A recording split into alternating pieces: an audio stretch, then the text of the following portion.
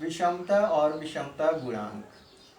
विषमता का मतलब है कि x बार समांतर माध्यिका और बहुलक x बार m और z तीनों जब बराबर होते हैं तो हमारा जो सांख्यिकी का जो श्रेणी है उसके केंद्रीय प्रवृत्ति के माप हैं, जब ये तीनों बराबर होते हैं तो विषमता शून्य होती है। मतलब जो हमारे बेल शेप जो ये वक्र बनेगा इसमें x बार बराबर m बराबर z, यहाँ पर विषमता शून्य है। मगर कई बार होता है कि समांतर माध्य x बार का मान माध्यिका से अधिक होता है और माध्यिका बहुलक से अधिक होती है। उस कंडीशन में विषमता धनात्मक होती है और जो वक्र है इस तरह का बनता है। एक केस और होता है कि जो समांतर माध्य है वो माध्यिका से छोटा होता है और माध्यिका जो है बहुलक से छोटी होती है।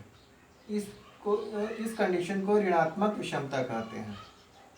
विषमता का सूत्र दो प्रकार से ज्ञात कर सकते हैं। एक है कार्ल पियर्सन का सूत्र, उनके हिसाब से विषमता स्क्यूनेस है एस के बराबर x bar minus Z, x बार समांतर माध्य जेड बहुलक।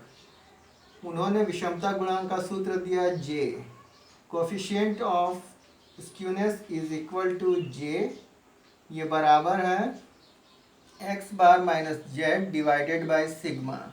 सिग्मा यहाँ मानक विचलन है। प्रोफेसर बाउले का सूत्र है विषमता स्क्यूनेस एस के क्यू। एस के मीन्स स्क्यूनेस, क्यू यहाँ इन्होंने लिया है क्वार्टाइल के लिए, तो first quartile Q1 plus third quartile Q3 minus 2m को इन्होंने विषमता कहा है। Q1 जो है फर्स्ट क्वार्टाइल प्रथम चतुर्थक है, Q3 थर्ड क्वार्टाइल तृतीय चतुर्थक है, m मीडियन है। विषमता गुणांक JQ, क्योंकि इन्होंने क्वार्टाइल के आधार पर विषमता गुणांक बनाया है, तो JQ बराबर Q1 plus Q3 minus 2m divided by Q3 minus Q1। निम्नलिखित श्रेणी में विषमता गुणांक को कार्ल पियर्सन के सूत्र से ज्ञात करें। ये हमारा टेबल है। पद मूल्य पहला कॉलम है, दूसरा कॉलम है आवृत्ति। ये क्वेश्चन आपको मिला रहेगा, पद मूल्य उसमें दिया रहेगा। ये जो है खंडित श्रेणी है और आवृत्ति उसकी दी गई रहेगी। अब आपको इस पर एक टेबल बनाना है, तो दो कॉलम तो आपको दिए गए रहेंगे, तीसरा कॉलम आप बनाएंगे कल्पित माध्य से विचलन dx is equal to x minus A. यहाँ पर कल्पित माध्य है जो हम मान लेते हैं कि यहाँ पे 1 2 3 4 5 6 7 यहाँ पे जो पद हैं, तो हम बीच वाला पद को कल्पित माध्य मान लेते हैं। तो ये हमारा कल्पित माध्य है। अब कल्पित माध्य से विचलन कितना है, तो कल्पित माध्य से विचलन dx बराबर x माइनस ए। x की जो वैल्यू है यहाँ पे 4 है, 4 में से 10 घटाएंगे तो आएगा 6, बड़ी संख्या का चिन्ह लगा देंगे तो ये -6 हो जाएगा। दूसरे में हम लेंगे, यहाँ पे x की वैल्यू है 6, कल्पित माध्य हमारा है 10, 6 में से 10 घटाएंगे 6 माइनस 10 इज इक्वल टू 10 में 6 घटाएंगे तो 4 होगा और बड़ी संख्या का चिन्ह लगा देंगे -4। तीसरा है 8 माइनस 10, तो 10 में 8 घटाएंगे 2 आएगा, बड़ी संख्या का चिन्ह लगा दिए -2। फिर है 10 में 10 घटाएंगे 0 होगा, 12 में 10 घटाएंगे 2, 14 में 10 घटाएंगे 4, 16 में 10 घटाएंगे 6। अब अगला कॉलम है आवृत्ति गुणे विचलन, फ्रीक्वेंसी मल्टीप्लाइड बाय डेविएशन। तो फ्रीक्वेंसी है f, इसका गुणा होगा dx विचलन से, तब बराबर होगा f dx। f dx मतलब f और dx का गुणा। तो हमारा यहाँ फ्रीक्वेंसी है 8, dx आया -6, तो 8 छक्के 48, और चिन्ह ये धन और ऋण का गुणा ऋण होता है तो माइनस लगा देंगे। फिर अगला है 19 गुणे -4। 19 चौके 76, तो ये धन ऋण का गुणा हमेशा ऋण होता है, ऋणात्मक, तो यहाँ माइनस चिन्ह लगा देंगे। 25 दूने 50, तो हम ये ऋण है तो हम माइनस चिन्ह लगा देंगे। 48 में शून्य का गुणा करेंगे शून्य। 70 में 2 का गुणा करेंगे, 70 दूनी 140। 55 में 4 का गुणा करेंगे, 4 पंचे 20, 2 कैरी किए, 4 पंजे 20, 2 22, 220 हुआ। 29 में 6 का गुणा करेंगे तो 174 आएगा। अगला कॉलम है विचलन का वर्ग गुणे आवृत्ति। विचलन हमारा है dx, इसका हम वर्ग करेंगे तो 6 ऋण 6 गुणे ऋण 6, तो ऋण ऋण का गुणा धन होता है, तो ये हो जाएगा 6 गुणे 6 36। अब हम गुणे विचलन, फ्रीक्वेंसी f गुणे dx बराबर F D x. F D x का मतलब आप निकाल लेंगे कि फ्रीक्वेंसी में dx यानी विचलन का गुणा है। तो ऋण 6 में जब ऋण 6 का गुणा करेंगे तो 6 6 36, और ऋण ऋण का गुणा धन होता है, तो ये सब धन में आएगा। 6 6 36, 36 में हम फ्रीक्वेंसी 8 का गुणा करेंगे, 36 गुणे 8 बराबर यहाँ पर 288 होगा। 36 गुणे 8 बराबर 280।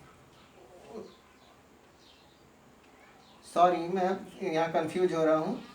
ये -6 में जब हम 8 का गुणा करेंगे तो 8 छक्के 48, ये मैं बता चुका हूँ।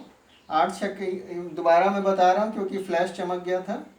8 छक्के 48 और ये माइनस हो जाएगा। 19 चौके 76, ये माइनस होगा।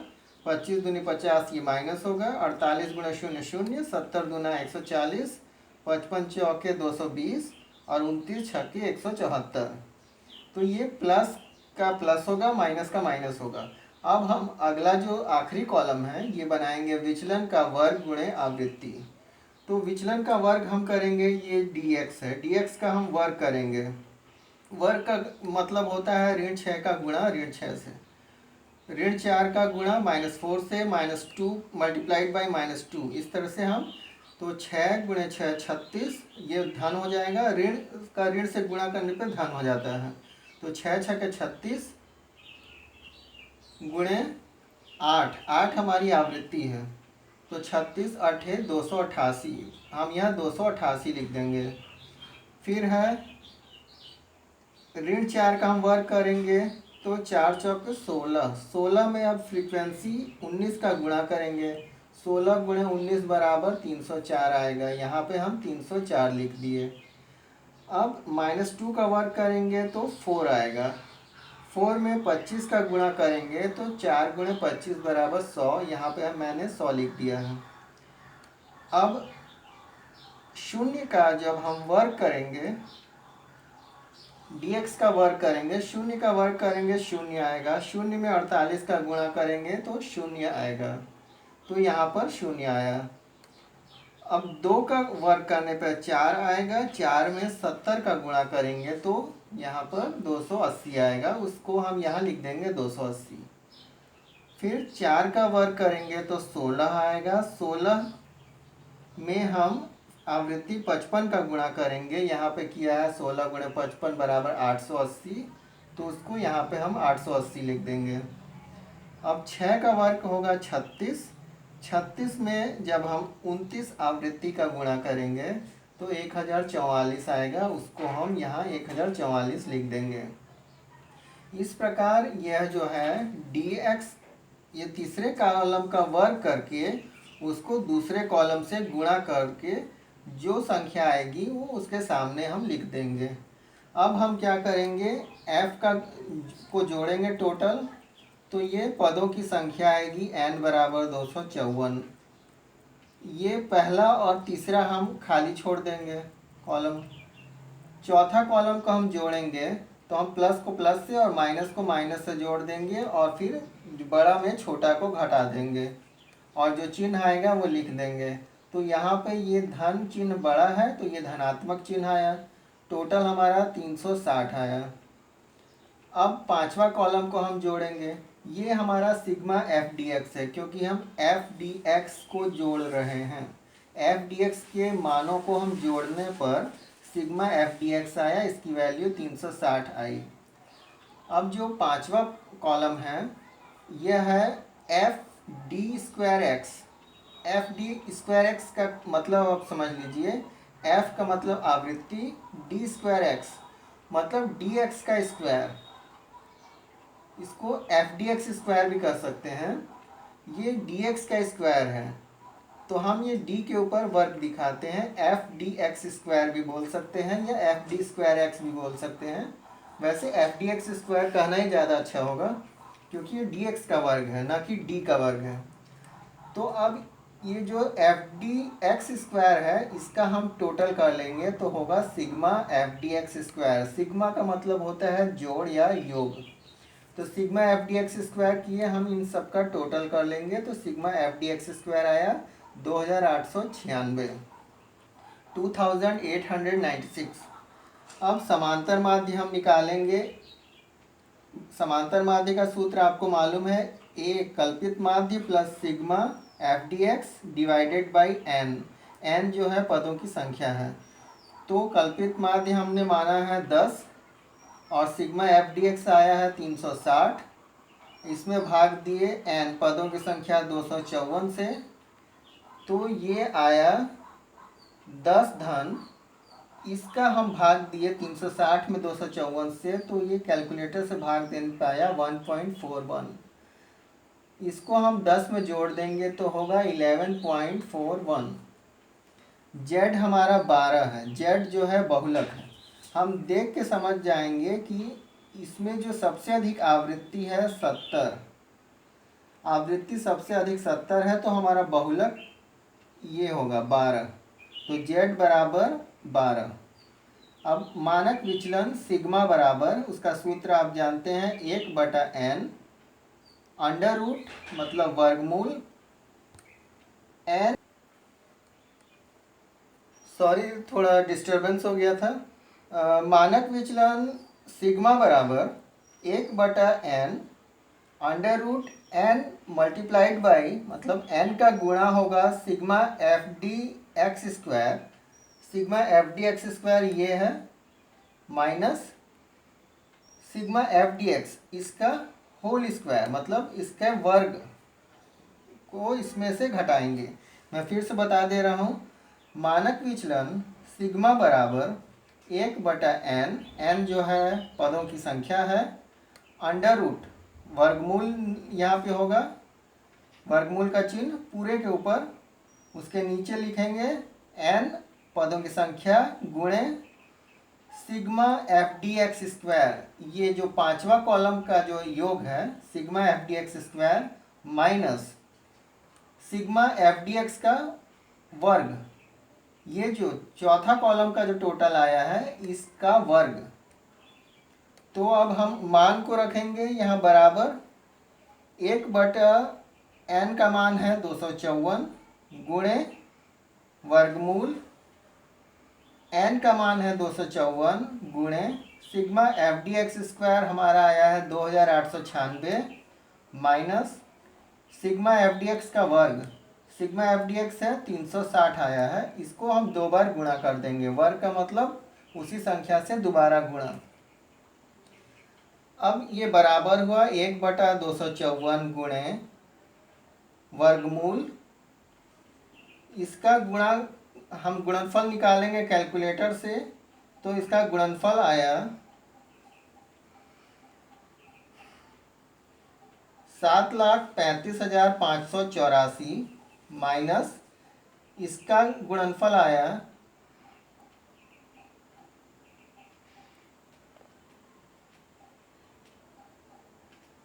1,29,600। ये अब बराबर 1/254 गुणे, ये घटाने पर आया वर्गमूल में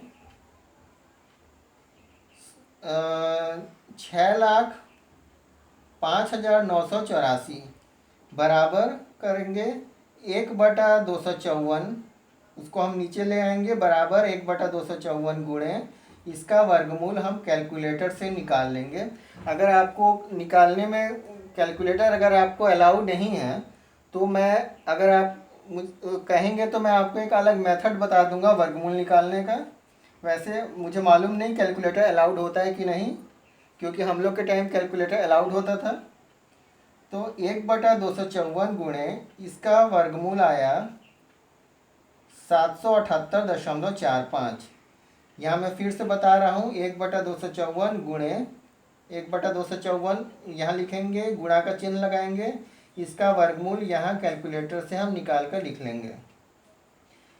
अब 778.45 में हम 254 से भाग देंगे, भाग देने पाया 3.06। अब हम विषमता गुणांक का सूत्र हम जानते हैं, कार्ल पियर्सन के द्वारा दिया गया है, J बराबर x बार माइनस जेड अपॉन सिग्मा। यहाँ x बार समांतर माध्य, z बहुलक और सिग्मा मानक विचलन है। इसको बराबर करके इसका मान हम लिख देंगे। x बार जो हमारा आया है 11.41, तो यहाँ लिखेंगे 11.41 माइनस z हम निरीक्षण करके निकाले हैं, देखकर हम z का मान निकाले हैं 12, तो यहाँ पे -12 लिखेंगे। लाइन खींच के हम बटे में लिखेंगे 3 सिग्मा का मान, मानक विचलन का मान जो हम अभी निकाले हैं, ये मानक विचलन का मान आया है 3.06, यहाँ लिख देंगे 3.06। बराबर करने पर अब चूंकि 12 बड़ा है तो ये इसका अंतर माइनस में आएगा, हम माइनस का चिन्ह लगा देंगे। ये आया -0.59, उसके नीचे हम लिखेंगे 3.06। यहाँ मैं एक बात बता दूँ, -0.59 जो है, ये जो है x बार माइनस जेड, ये विषमता है, तो -0.59 विषमता है।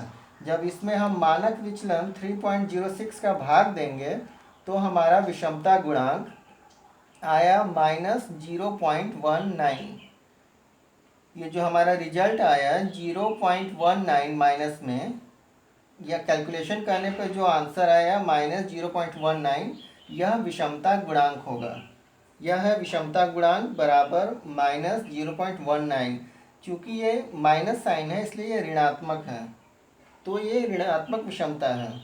और यहाँ हम देख सकते हैं कि z बराबर 12 बड़ा है समांतर माध्य 11.41 से। अब यहाँ पर हम वक्र से देख रहे हैं ये ऋणात्मक है, क्योंकि x बार छोटा है z से। तो यहाँ पर हमारा विषमता गुणांक जो आया है ये ऋणात्मक है। इसको हम इस प्रकार भी देख सकते हैं, z जो हम निरीक्षण से निकाले हैं 12, और जो हमारा समांतर माध्य 11.41 है, तो 12 जो है बड़ा है समांतर माध्य से, तो z बड़ा है समांतर माध्य से, तो यहाँ पर z जो है बड़ा है समांतर माध्य से। इस प्रकार यह ऋणात्मक है विषमता। और ये मैं आपको समझाने के लिए बताया हूँ, आपको ये इसको लिखने की ज़रूरत नहीं है।